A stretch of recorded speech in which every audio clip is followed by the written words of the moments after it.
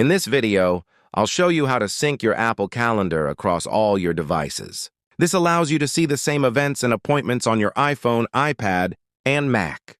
It's very useful because it helps you stay organized and ensures you don't miss any important dates when everything is synced. To get started, open the Settings app on your iPhone. Once you're in Settings, tap on your name at the very top of the screen. This will take you to your Apple account settings, where you can manage everything related to your Apple ID. Next, tap on iCloud.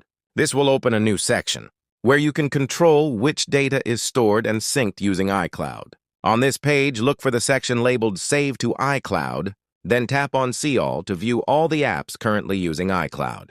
Scroll down until you find Calendar. To sync your Apple Calendar across all your devices, simply turn on the toggle next to Calendar. When the switch turns green, it means the feature is enabled. This ensures that any changes you make to your calendar will automatically sync across all devices linked to your Apple ID. It's important to make sure this toggle is enabled, not only on your iPhone, but also on any other devices you use, such as your iPad.